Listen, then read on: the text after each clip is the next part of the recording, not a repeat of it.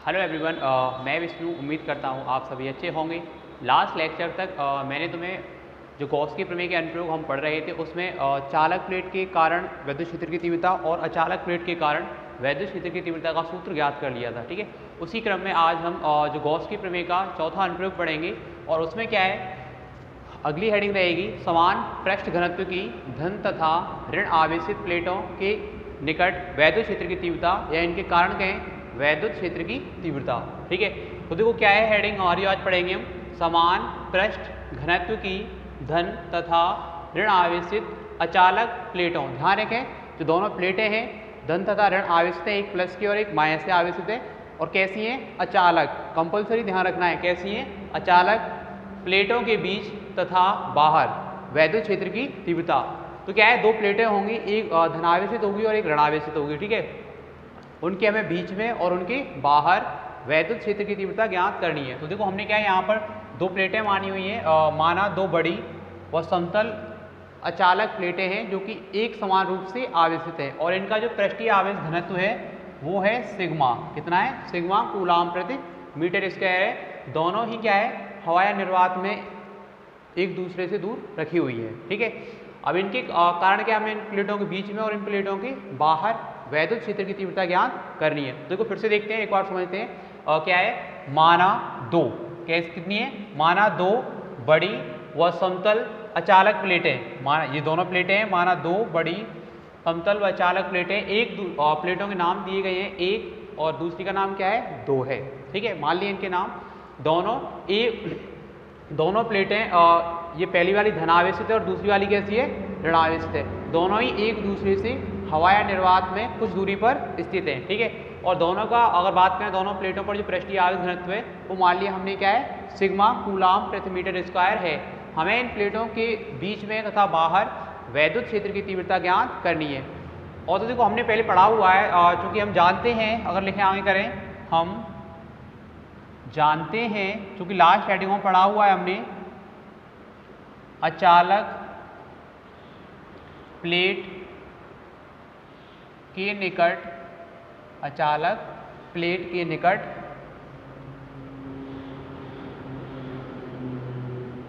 Plate के कारण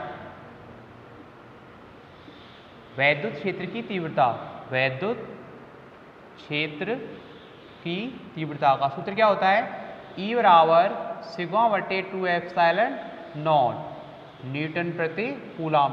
अगर बात करें, जैसे यहाँ पर ये दो प्लेटें हैं, दोनों अचालक हैं, तो अचालक प्लेट के कारण जो विद्युत क्षेत्र की तीव्रता का हमारा सूत्र है क्या रहता है, E बराबर सिग्मा बटे 2 एप्सिलॉन नॉट। और लेकिन हमें क्या है, यहाँ दो के बीच में देखना है, तो ऐसे मानते हैं चूंकि प्लेटों के बीच में और बाहर विद्युत क्षेत्र की तीव्रता ज्ञात करनी है। ठीक है, तो देखो उसके लिए माना प्लेटों के बीच में, माना प्लेटों के बीच में एक बिंदु P है। क्या है, प्लेटों के बीच में क्या हम एक बिंदु मान लेते हैं, मान लिया हमने प्लेटों के बीच में एक बिंदु क्या है, P है, जहां हमें विद्युत क्षेत्र की तीव्रता ज्ञात करनी है। अब क्या, हमने प्लेटों के बीच में एक बिंदु मान लिया P, जिस पर हमें क्या है, विद्युत क्षेत्र की तीव्रता ज्ञात करनी है। तो होगा क्या, पहले हम पहली प्लेट के कारण बिंदु P पर विद्युत क्षेत्र की तीव्रता देखेंगे, ऐसे ही दूसरी प्लेट के कारण बिंदु P पर विद्युत क्षेत्र की तीव्रता देखेंगे। ठीक है, तो लिखते हैं, एक प्लेट के कारण, मतलब पहली वाली जो प्लेट है, एक प्लेट के कारण बिंदु P पर विद्युत क्षेत्र की तीव्रता। ठीक है, तो क्या हो जाएगी तुम्हारी, ये इसे मान लेंगे हम E1 मान लेते हैं। क्या मान लेते हैं, E1। E1 क्या रहेगा, हमें पता है, अचालक प्लेट के निकट किसी भी बिंदु पर विद्युत क्षेत्र की तीव्रता क्या होती है, E बराबर सिग्मा बटे 2 एप्सिलॉन नॉट। क्या हो जाएगी, 2 एप्सिलॉन नॉट। लेकिन देखो ध्यान रखना है, अब ये जो पहली वाली प्लेट है कैसे, धनावेशित है, धनावेश के कारण किसी बिंदु पर अगर हम विद्युत क्षेत्र की तीव्रता ले रहे हैं तो वो उस बिंदु पर लंबवत बाहर की ओर होती है, उस बिंदु पर क्या होती है, लंबवत बाहर की ओर। तो यहाँ अगर हम पहली वाली प्लेट के कारण बिंदु P पर विद्युत क्षेत्र की तीव्रता ले रहे होंगे तो क्या धनावेश से बाहर की ओर होगी, तो वो इधर की तरफ हो जाएगी। क्योंकि धन से हमेशा बल रेखाएं क्या है उससे दूर जाती हैं। तो E1 बराबर क्या है सिग्मा बटे 2 एप्सिलॉन नॉट। अगर यहाँ लिखें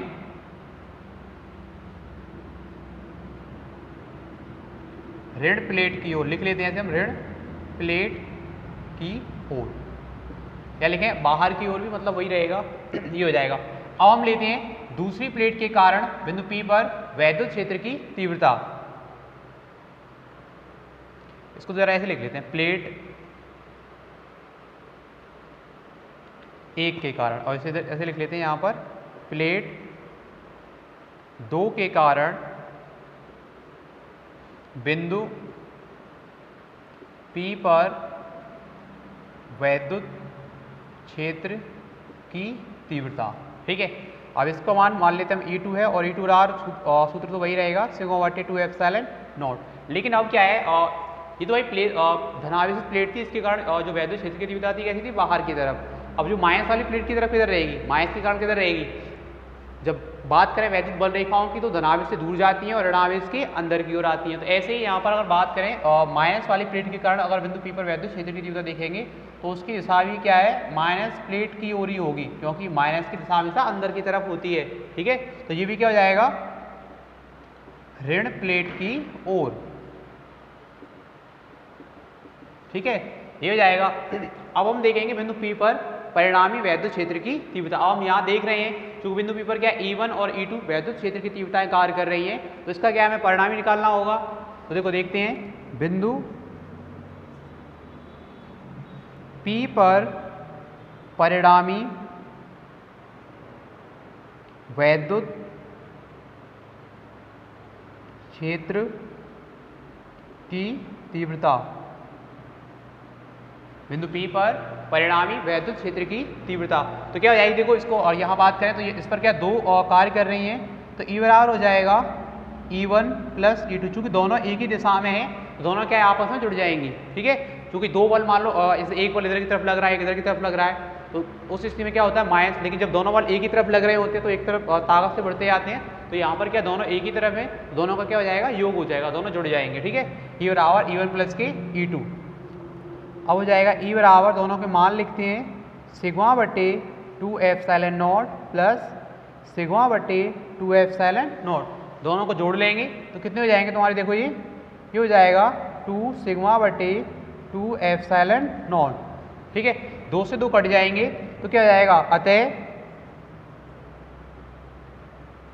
धन तथा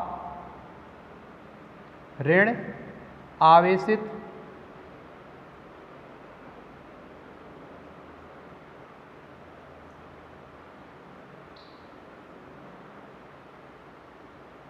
प्लेटों के बीच वैद्युत क्षेत्र की तीव्रता क्या हो जाएगी, E बराबर, और 2 से 2 कट जाएंगे तो क्या हो जाएगा तुम्हारा E बराबर सिग्मा बटे एप्सिलॉन नॉट न्यूटन प्रति कूलाम। तो ये हो जाएगा धन तथा ऋण आवेशित प्लेटों के बीच में वैद्युत क्षेत्र की तीव्रता। ठीक है, अब देखो हमें क्या है दो रूपों में देखनी थी, ये तो हो गया प्लेटों के बीच में, और दूसरा क्या देखना है हमें प्लेटों के बाहर भी देखना है। देखो ऐसे करते हैं, वैसे मानते हैं, माना प्लेटों के बाहर एक दूसरा बिंदु है P डैश, माना प्लेटों के बाहर क्या है एक दूसरा बिंदु क्या है P डैश, जहां हमें वैद्युत क्षेत्र की तीव्रता ज्ञात करनी है। देखो अब दूसरी कंडीशन में ये कर लेते हैं। अब माना प्लेटों के बाहर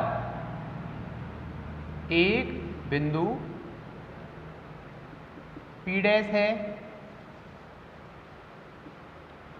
जहां हमें वैद्युत क्षेत्र की तीव्रता ज्ञात करनी है।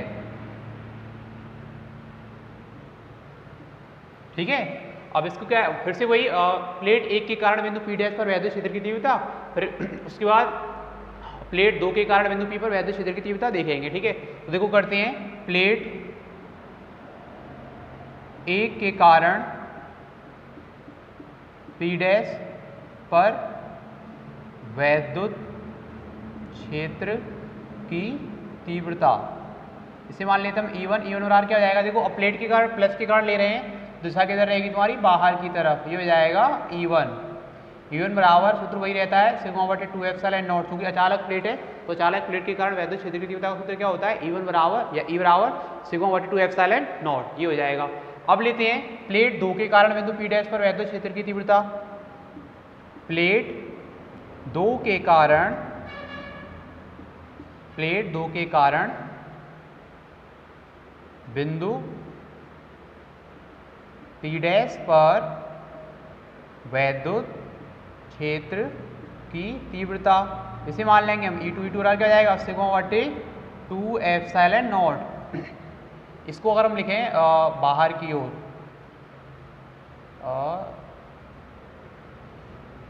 दिशा नहीं लिखी यहाँ पर, बाहर की ओर, ठीक है, ये हो जाएगा। और बात करें E2 का, जब आप देखो क्या है, माइनस की प्लेट के कारण जो वैद्युत क्षेत्र की तीव्रता होगी वो क्या है, माइनस प्लेट के अंदर की तरफ होगी। तो यहाँ पर जो प्लस के कारण तो बाहर की तरफ दिशा रहती है, माइनस के अंदर की तरफ होती है, तो ये E2 का मान माइनस प्लेट की ओर हो जाएगा, ये मान हो जाएगा E2 का। इसको लिख सकते हैं हम ऋण प्लेट की ओर, ऋण प्लेट की ओर, ठीक है, ये जाएगा। अब देखो यहाँ अगर हम देखें बिंदु P डैश पर E1 व E2 क्या है, परस्पर विपरीत दिशाओं में कार्यरत हैं। कैसे हैं, एक दाईं तरफ है और एक क्या है, बाईं तरफ है। तो क्या हो जाएगा, बिंदु, यहाँ पर ऐसे लिखें, चूंकि बिंदु P डैश पर E1 व E2 विपरीत दिशाओं में कार्यरत हैं, विपरीत दिशाओं में कार्यरत हैं, अतः बिंदु P डैश पर वैद्युत क्षेत्र की तीव्रता क्या हो जाएगी, E बराबर E1 माइनस की E2। अगर विपरीत दिशाओं में कार्यरत है तो माइनस हो जाते हैं और एक ही तरफ कार्यरत है तो जुड़ जाते हैं, ठीक है। तो क्या जाएगा फिर तुम्हारा, देखो ये E बराबर E1 का मान सिग्मा बटे 2 एप्सिलॉन नॉट माइनस की सिग्मा बटे 2 एप्सिलॉन नॉट, दोनों बराबर हैं, मान है तो क्या होंगे, कट जाएंगे। तो क्या हो जाएगा तुम्हारा E बराबर 0। यानी कि जब दो अचालक धन तथा ऋणावेशित प्लेटें एक दूसरे से कुछ दूरी पर वायु में स्थित होती हैं तो उनके बीच में क्या है, वैद्युत क्षेत्र की तीव्रता का सूत्र आता है E बराबर सिग्मा बटे एप्सिलॉन नॉट। और बात करें बाहर के लिए, तो बाहर के लिए क्या है, वैद्युत क्षेत्र की तीव्रता क्या रहेगी, 0, यानी कि वहाँ पर कोई वैद्युत क्षेत्र नहीं होगा, ठीक है। तो आइए देखो जल्दी से समझते हैं दोनों, जल्दी से समझते हैं जो पूरे हेडिंग पड़ी हुई है। सबसे पहले क्या माना था मैंने, माना दो बड़ी समतल अचालक प्लेटें एक दूसरे से हवाई निर्वात में स्थित हैं, ठीक है, ये हो गया था। और एक धनावेशित है और दूसरी कैसी है, ऋणावेशित है, और दोनों का जो पृष्ठीय आवेश घनत्व है वो क्या है, सिग्मा है, ठीक है। हम जानते हैं अचालक प्लेट के निकट या अचालक प्लेट के कारण वैद्युत क्षेत्र की तीव्रता का सूत्र क्या रहता है, E बराबर सिग्मा बटे 2 एप्सिलॉन नॉट, जो कि हमने पिछली हेडिंग में पढ़ रखा है, ठीक है। अगर किसी ने देखे नहीं है तो मैं नीचे डिस्क्रिप्शन में लिंक दे दूंगा जिसको तुम पढ़ सकते हैं, अचालक प्लेट के कारण वैद्युत क्षेत्र की तीव्रता है जो, ठीक है। अब माना जो प्लेटें हैं, दोनों प्लेटों के बीच में क्या है, एक बिंदु P है जहां हमें वैद्युत क्षेत्र की तीव्रता ज्ञान करनी है। तो ये हो जाएगा। अब प्लेट 1 के कारण, जो पहली वाली प्लेट है उसके कारण बिंदु P पर वैद्युत क्षेत्र की तीव्रता अगर हम देखें तो E1 बराबर क्या हो जाएगा तुम्हारा, सिग्मा बटे 2 एप्सिलॉन नॉट। किधर रहेगी, इसकी तरफ प्लस से हमेशा बाहर की तरफ रहेगी, तो किधर जा रही है, ऋण प्लेट की ओर जा रही है, ठीक है। तो E1 बराबर क्या हो गया, सिग्मा बटे 2 एप्सिलॉन नॉट, किधर की तरफ, ऋण प्लेट की ओर, ये हो गया। उसके बाद प्लेट 2 जो कि ऋणावेशित है, प्लेट 2 के कारण बिंदु P पर वैद्युत क्षेत्र की तीव्रता क्या हो जाएगी तुम्हारी, E2 बराबर सिग्मा बटे 2 एप्सिलॉन नॉट। अब दिशा किधर रहेगी, ये भी माइनस प्लेट की ओर ही होगी। और हम देख रहे हैं बिंदु P पर क्या है, E1 और E2 दोनों एक ही दिशा में कार्यरत हैं। अगर हमें इनका परिणामी मान निकालना है तो क्या हो जाएगा, बिंदु P पर परिणामी वैद्युत क्षेत्र की तीव्रता हो जाएगी, दोनों एक ही तरफ कार्यरत तो जुड़ जाएंगे। E बराबर E1 प्लस के E2, E बराबर सिग्मा बटे 2 एप्सिलॉन नॉट E1 का मान और E2 का मान सिग्मा बटे 2 एप्सिलॉन नॉट, दोनों समान है तो जुड़ जाएंगे। तो क्या जाएगा, 2 सिग्मा बटे 2 एप्सिलॉन नॉट, 2 से 2 क्या होंगे, कट जाएंगे। तो क्या जाएगा, अतः धन तथा ऋणावेशित प्लेटों के बीच वैद्युत क्षेत्र की तीव्रता क्या हो जाएगी, यहाँ हम अचालक भी लिख सकते हैं, अचालक प्लेटों के बीच वैद्युत क्षेत्र की तीव्रता क्या हो जाएगी, E बराबर सिग्मा बटे एप्सिलॉन नॉट। ये हो गया प्लेटों के बीच में। वहीं अगर हम बाहर की बात करें तो हमने क्या मान लिया, माना प्लेटों के बाहर क्या है, एक बिंदु P डैश है जहां हमें वैद्युत क्षेत्र की तीव्रता ज्ञात करनी है। तो उसके लिए फिर क्या, प्लेट 1 के कारण बिंदु P डैश पर वैद्युत क्षेत्र की तीव्रता क्या हो जाएगी, E1 बराबर σ/2 एप्सिलॉन नॉट, हमेशा किधर रहेगी, बाहर की ओर, प्लेट 2 से बाहर की और ऋण प्लेट से बाहर की ओर कैसे भी लिख सकते हैं, ठीक है, ये हो जाएगा। और प्लेट 2 के कारण बिंदु P डैश पर वैद्युत क्षेत्र की तीव्रता E2। अब ये देखो मान तो वही रहेगा σ/2 एप्सिलॉन नॉट, लेकिन दिशा का मतलब रहेगा माइनस प्लेट के हमेशा अंदर की तरफ दिशा और धन प्लेट के बाहर की तरफ। तो क्या हो जाएगी दूसरी बार में, ऋण प्लेट की ओर, ही हो जाएगा। और हम देख रहे हैं बिंदु P डैश पर क्या है, E1 और E2 परस्पर विपरीत दिशाओं में कार्यरत हैं। जब इनका परिणाम ही निकालेंगे तो क्या होगा, पहली में से हमें दूसरी को घटाना होगा, तो क्या जाएगा, अतः बिंदु P डैश पर वैद्युत क्षेत्र की तीव्रता E बराबर E1 माइनस के E2। E1 का मान σ/2 एप्सिलॉन नॉट, E2 का मान σ/2 एप्सिलॉन नॉट, दोनों बराबर हैं तो क्या एक दूसरे को काट देंगे, या घटा के कितना आएगा, 0। अतः प्लेटों के बाहर धन तथा ऋणावेशित अचालक प्लेटों के बाहर बिंदु पर वैद्युत क्षेत्र की तीव्रता क्या हो जाएगी, E बराबर 0 या कहें शून्य रहेगी, ठीक है। तो उतार लें इसे अभी, फिर नेक्स्ट हेडिंग देखेंगे। नेक्स्ट हेडिंग है एक समान रूप से आवेशित गोलीय कोष के कारण वैद्युत क्षेत्र की तीव्रता, यानी कि ये गोलीय कोष होगा उसके कारण हमें क्या वैद्युत क्षेत्र की तीव्रता ज्ञात करनी है, अथवा इसे ये भी कहते हैं बिंदु आवेश के कारण वैद्युत क्षेत्र की तीव्रता। एक बात समझनी होगी, चूंकि पहले हेडिंग है एक समान रूप से आवेशित गोलीय कोष के कारण हमें वैद्युत क्षेत्र की तीव्रता निकालनी है, और इसे मैं ये भी कह रहा हूँ अथवा बिंदु आवेश के कारण वैद्युत क्षेत्र की, या बिंदु आवेश के कारण वैद्युत क्षेत्र की तीव्रता, ठीक है। तो देखो है क्या, इसे ऐसा क्यों कहते हैं, कारण ये है कि जब ये जो गोलीय कोष है इसको हम जो आवेश दे रहे हैं होता है इसके पृष्ठ पर ही वितरित है, लेकिन व्यवहार ऐसे करता है कि संपूर्ण आवेश कोष के केंद्र पर स्थित हो, ठीक है। तो देखो देखते हैं, सबसे पहले अब इस हेडिंग को समझते हैं। गोलीय कोष के कारण कह रहे हैं वैद्युत क्षेत्र की तीव्रता निकालनी है हमें, तो क्या सबसे पहले हम गोलीय कोष ही मानेंगे। तो क्या किया हमने, माना कैपिटल R त्रिज्या का एक गोलीय कोष है, ठीक है, जिसे प्लस क्यू कूलाम का आवेश दिया गया है, जिसे क्या किया गया है, प्लस क्यू कूलाम का आवेश दिया गया है, जो कि क्या है, इसके पृष्ठ पर एक समान रूप से क्या है, वितरित है, ठीक है, ये हो जाएगा। अब है क्या, हमें इस कोष के कारण वैद्युत क्षेत्र की तीव्रता निकालनी है। इस कोष के कारण क्या करना है, वैद्युत क्षेत्र की तीव्रता निकालनी है। वो देखो इन कंडीशनों में होगी, कोष के बाहर, कोष के पृष्ठ पर और कोष के अंदर वैद्युत क्षेत्र की तीव्रता। तो क्या कंडीशन रहेगी, हमें क्या करना है, इस कोष के बाहर, कोष के पृष्ठ पर और कोष के अंदर वैद्युत क्षेत्र की तीव्रता ज्ञात करनी है, ठीक है। देखो सबसे पहले हम पॉइंट डाल लेते हैं बाह्य बिंदु पर, क्योंकि हमें 3 कंडीशन में निकालनी है, बाह्य बिंदु पर, पृष्ठ पर और आंतरिक बिंदु पर। तो पहली हेडिंग हो जाएगी, या पहले पॉइंट की बात करें, बाह्य बिंदु पर।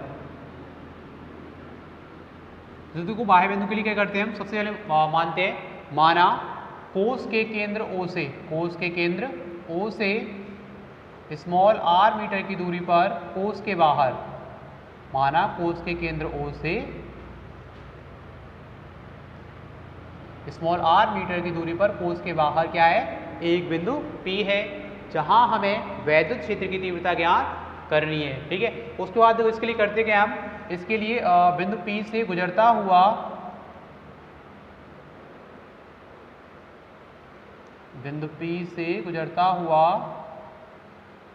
स्मॉल r त्रिज्या का ही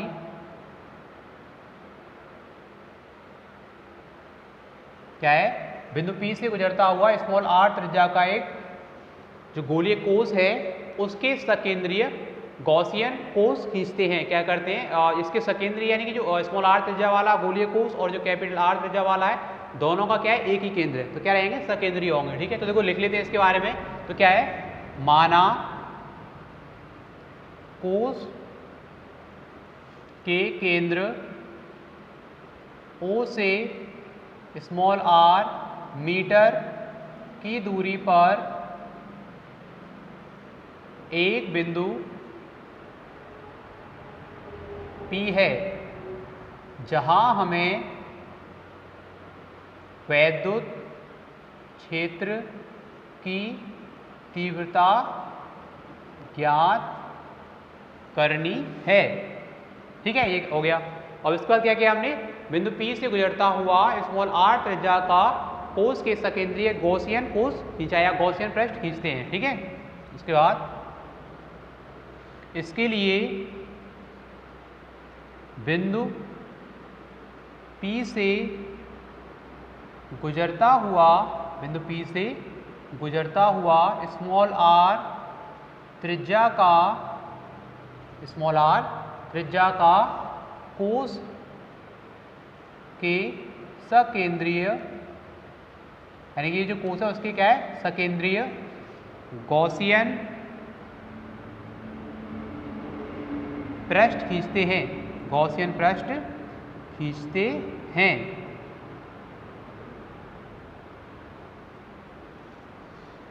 ठीक है, ये हो गया। अब हमने क्या कर लिया, पृष्ठ खींच लिया। एक चीज देखो यहाँ पर ध्यान देने वाली बात है, चूंकि बात करें कोस पर क्या है, आवेश एक समान रूप से वितरित है, तो हुआ क्या, कोस के कारण गॉसियन पृष्ठ के सभी बिंदुओं पर वैद्युत क्षेत्र की तीव्रता कैसी रहेगी, समान होगी, और किधर रहेगी, बाहर की ओर दिष्ट। ठीक है, चूंकि कोस पर आवेश एक समान रूप से वितरित है, एक समान रूप से वितरित है, अतः कोस के कारण गॉसियन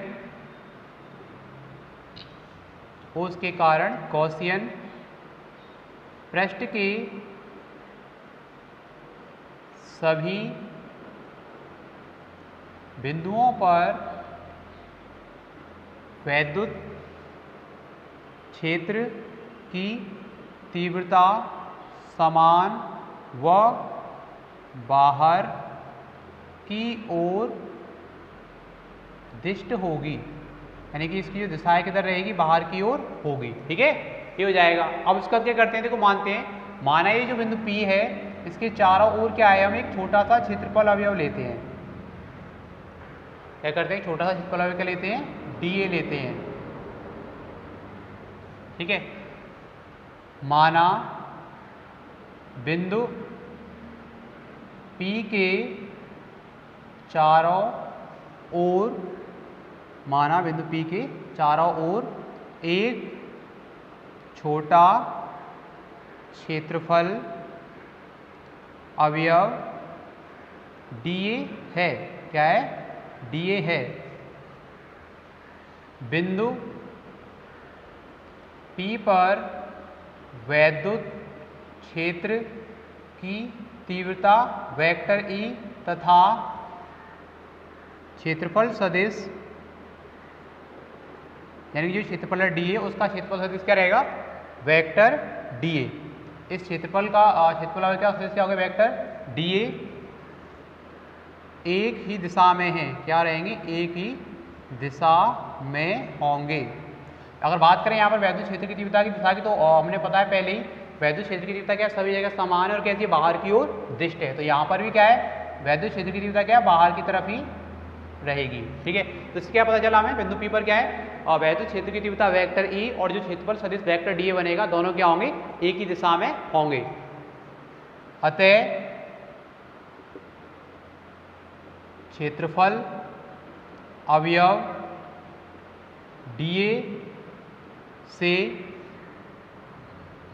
गुजरने वाला वैद्युत फ्लक्स, तो देखो ये हो जाएगा d फाई बराबर हो जाएगा vector E dot vector dA।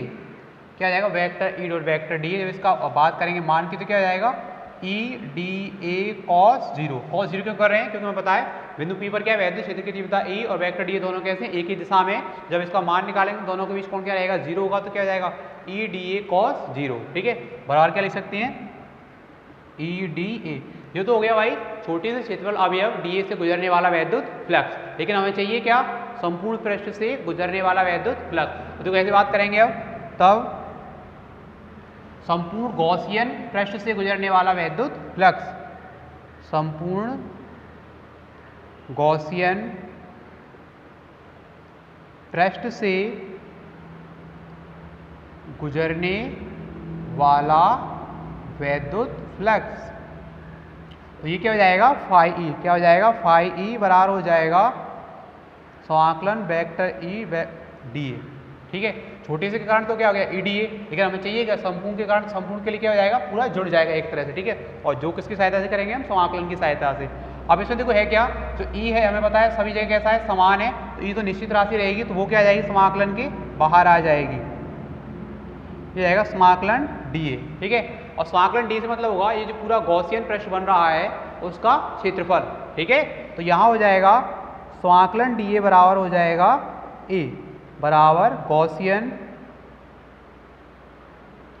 पृष्ठ का क्षेत्रफल बराबर क्या रहेगा 4 पाई आर स्क्वायर। क्यों लिख रहे हैं, क्योंकि बात करें क्या बिल्कुल ये भी कोस बन रहा है, गोला खोखला गोला बन रहा है, और गोले का क्षेत्रफल क्या होता है, स्मॉल आर त्रिज्या का क्या बन रहा है गोला, और गोले का क्षेत्रफल क्या होता है 4 पाई आर स्क्वायर। तो यानी कि जो संपूर्ण पृष्ठ से गुजरने वाले वैद्युत फ्लक्स के लिए जब बात करेंगे तो समाकलन डी का मान कितना हो जाएगा तुम्हारा 4 पाई आर स्क्वायर। तो क्या हो जाएगा तुम्हारा ये, अतः फाई ई बराबर ई और समाकलन डी का मान क्या हो जाएगा 4 पाई आर स्क्वायर।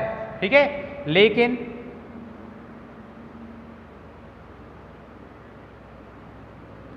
गॉस की प्रमेय से, लेकिन गॉस की प्रमेय से क्या है, फाई बराबर क्या है क्यू बट्टे एप्सिलॉन नॉट, क्या है फाई का मान क्यू बट्टे एप्सिलॉन नॉट। तब क्या हो जाएगा तुम्हारा ये, तब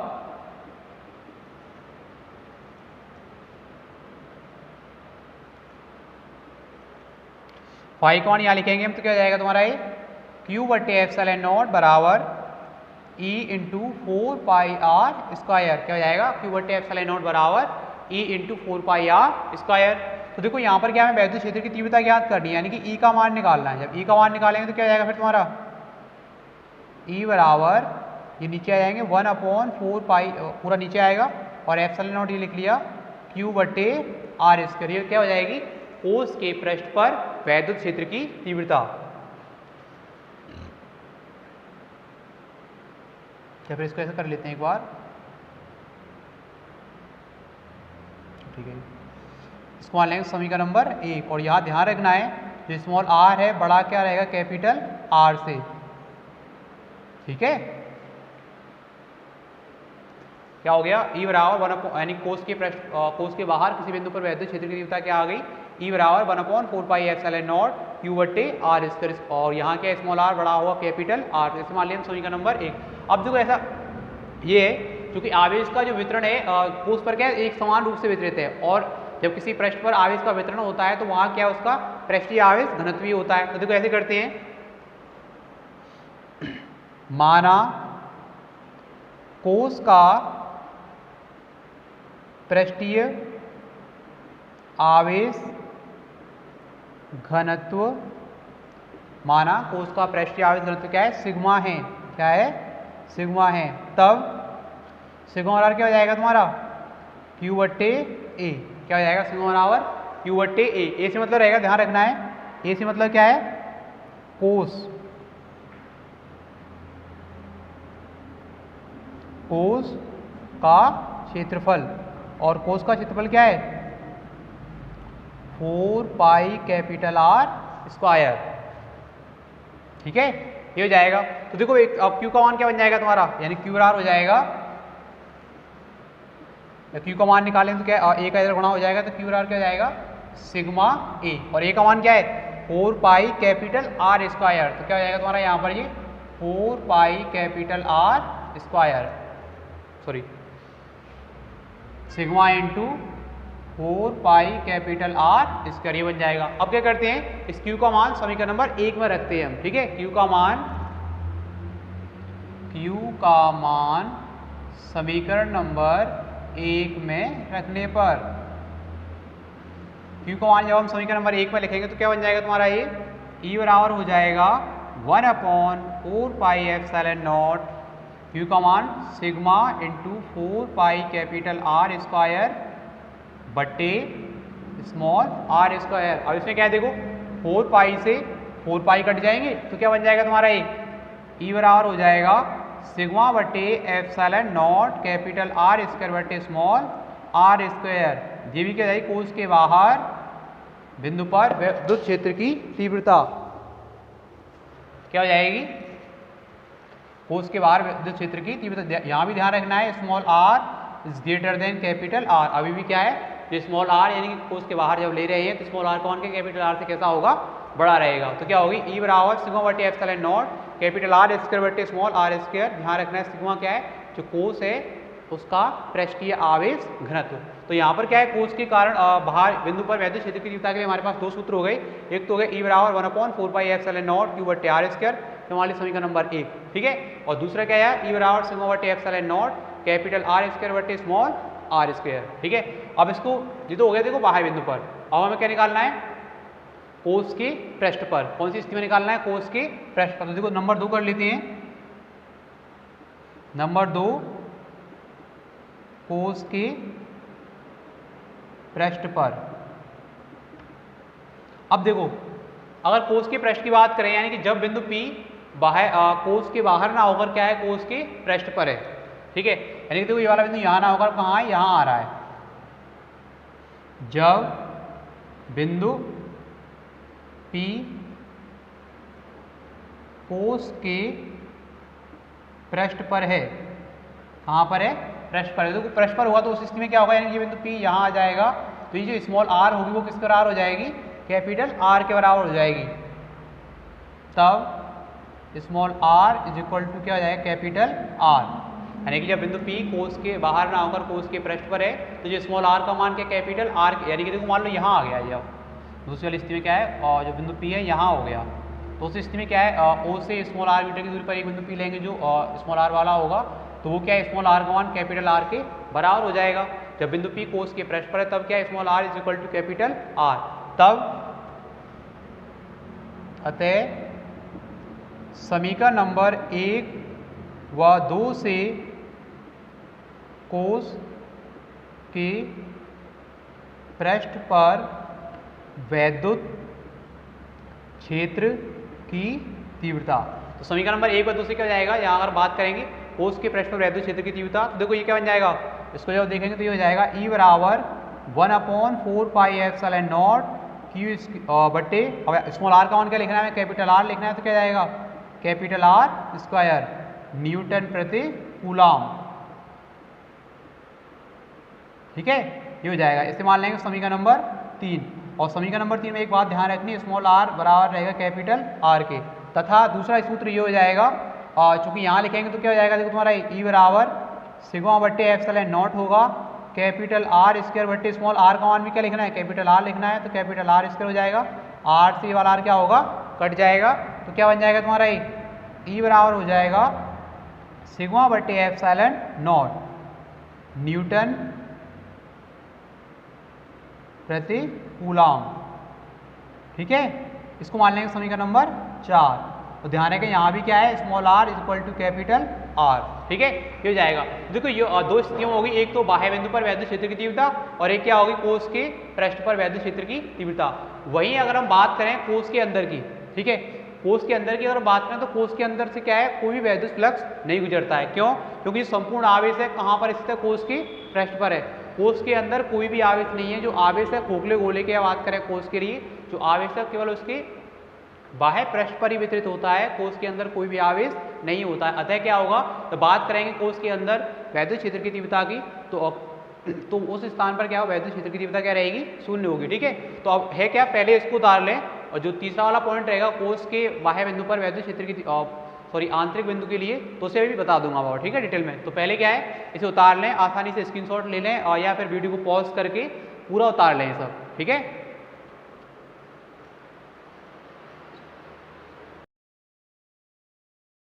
तो देखो नेक्स्ट देखते हैं, कोस के पृष्ठ पर हो गया, कोस के बाह्य बिंदु पर निकाल लिया, कोस के पृष्ठ पर हो गया। अब देखते हैं कोस के आंतरिक बिंदु पर। तो देखो ऐसा करते हैं, मानते हैं, माना कोस के आंतरिक बिंदु पर क्या है, ऐसे मान लेते हैं, माना कोस के आंतरिक बिंदु पर क्या है, एक बिंदु P डैश है।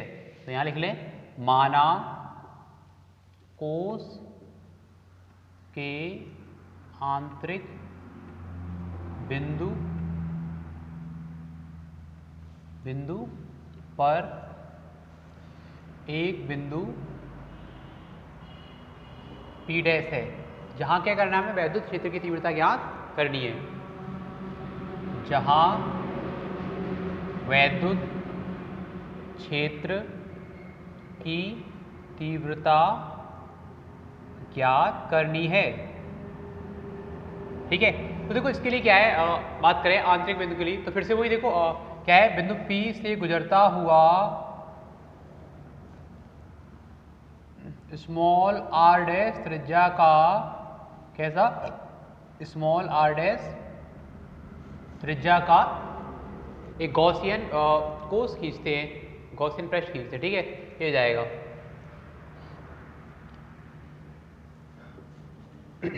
ये हो जाएगा। ठीक है, अब एक चीज देखो समझनी है, जो आवेश है, आवेश क्या है, केवल इसके बाह्य पृष्ठ पर वितरित है, कोष के आंतरिक पृष्ठ पर कोई भी वैद्युत जो आवेश है नहीं है। ठीक है, तो अगर हम बात करें इसके आगे के लिए, चूंकि संपूर्ण आवेश कोष के पृष्ठ पर वितरित है, कोष के पृष्ठ पर वितरित है, अतः कोष के अंदर से कोई वैद्युत फ्लक्स नहीं गुजरेगा। यानी कि जो पूरा संपूर्ण आवेश है वो क्या है, कोष के पृष्ठ पर है, कोष के अंदर कोई भी आवेश नहीं है। तो क्या होगा, कोष के अंदर से जो गुजरने वाला वैद्युत फ्लक्स होगा वो क्या रहेगा, तुम्हारा शून्य होगा। अतः तो यहाँ देखो हम लिख सकते हैं फाई का जो मान है वो क्या रहेगा, शून्य। वैसे इसका मान क्या होता है, समाकलन EdA बराबर E बाहर आ जाएगा, समाकलन dA बराबर E इंटू 4πr², ये बन जाएगा। बिल्कुल उन्हीं की तरह जो पहले किए उन्हीं के हिसाब से कर लिया, लेकिन इस पूरे का मान क्या है, चूंकि E बराबर क्या रहेगा तुम्हारा 0 होगा, तो फिर क्या हो जाएगा, E इंटू 4πr² का मान क्या हो जाएगा 0, तो फिर E बराबर क्या हो जाएगा तुम्हारा 0। क्या मतलब हुआ, कोष के अंदर सभी जगह जो आवेश है वो कैसा रहता है, शून्य रहेगा। अतः कोष के आंतरिक बिंदु पर, कोष के आंतरिक बिंदुओं पर सर्वत्र, मतलब सभी जगह, बिंदुओं पर सभी जगह वैद्युत क्षेत्र शून्य होगा। तो क्या हुआ, बात करें यहाँ पर हमने क्या है, कोष के कारण सभी बिंदुओं पर वैद्युत क्षेत्र की तीव्रता ज्ञात कर ली। जब बात की कोष के बाहर वाले बिंदु की तो क्या आई थी वैद्युत क्षेत्र की तीव्रता, E बराबर 1/4πε0 स्मॉल q/r²। वहाँ क्या था, स्मॉल जो r का मान कैपिटल R से बड़ा था। दूसरे रूप में जब बात करें पृष्ठीय आवेश घनत्व वाले पदों में, तो इसका सूत्र था E बराबर σ/ε0 कैपिटल R² स्मॉल r², समीकरण नंबर 2 मान लिया था। ठीक है, वही जब कोष के पृष्ठ की बात हुई थी तो क्या स्मॉल r का मान यहाँ था वो कैपिटल R के बराबर हो गया था, तो उस स्थिति में सूत्र क्या आए थे, E बराबर 1/4πε0 q/r² न्यूटन प्रति कूलम। दूसरा E बराबर σ/ε0 हो गया था। लेकिन वही अगर हम बात करें कोष के आंतरिक पृष्ठ के लिए, तो जो कोष के आंतरिक बिंदु पर, कोष के अंदर हमने क्या एक बिंदु मान लिया P', इससे क्या गॉसियन कोष भी खींच लिया। लेकिन होगा क्या, चूंकि कोष के अंदर क्या है, कोई भी आवेश नहीं है, कोई भी आवेश नहीं है, तो इसके अंदर से क्या कोई वैद्युत फ्लक्स नहीं गुजरेगा, क्योंकि आवेश क्या है उसके बाह्य पृष्ठ पर ही वितरित है। तो क्या हो जाएगा, इससे गुजरने वाले जो वैद्युत फ्लक्स का मान आएगा वो क्या आएगा 0। तो इसके हिसाब से हमने देखा तब तो वैद्युत क्षेत्र की तीव्रता क्या हो रही थी 0। तो क्या मतलब हुआ, अगर हम बात करें कोष के अंदर किसी बिंदु पर अगर हम ले रहे हैं तो वहां सभी जगह जो वैद्युत क्षेत्र है, वैद्युत क्षेत्र की तीव्रता का मान क्या रहेगा, शून्य होगा। ठीक है, अच्छा देखो इसी से संबंधित एक बात बताता हूँ। एक क्वेश्चन है, मतलब एक बार आया हुआ भी था कि बरसात के दिनों में जब वर्षा हो रही होती है तो जो बात करें जो ड्राइवर लोग होते हैं, वाहन चलाने वाले जो ड्राइवर लोग होते हैं, वो अपने कार चला रहे हैं या कुछ बस चला रहे हैं, तो क्या आपने ज़्यादातर अपने सारे दरवाजे क्या है बंद कर लेते हैं। उसका जो कारण है वो यहाँ भी देखा जाता है। देखो वहाँ ये हमें अगर मान लो साइंस के वजह से पूछ रहा है तो ये नहीं कहेंगे डायरेक्टली कि भाई वर्षा हो रही है तो जाहिर सी बात है ओसी से बंद नहीं करेगा तो पानी अंदर आ जाएगा। ये कारण ही नहीं है, एक और भी कारण है। होता क्या है, अगर कोई कहीं भी क्या है खोखला गोला बन रहा हो और उसके ऊपर हम कितना भी आवेश, मतलब कितनी विद्युत डालें, उसके अंदर कोई भी क्या है विद्युत नहीं जाती है, संपूर्ण क्या है बाह्य पृष्ठ पर ही वितरित रहती है। अगर वो जमीन के संपर्क में होगा तो वहाँ से क्या है जमीन के संपर्क में आएगी और जमीन पर संपर्क में कितनी भी चाहे करंट हो, कितना वैद्युत क्षेत्र हो, कितना भी आवे, तो सभी क्या है शून्य हो जाता है। तो होता क्या है, जैसे मान लो जब बरसात के दिनों में मान लो कार में बैठी हुई हो, गाड़ी चल रही है, ठीक है, और उस पर अगर आसमानी बिजली गिरती है, आसमानी बिजली गिरती तो होता क्या है, जो कार है बिल्कुल खोखली होती है, अंदर से बिल्कुल ऊपर से बिल्कुल बॉडी कवर होती है।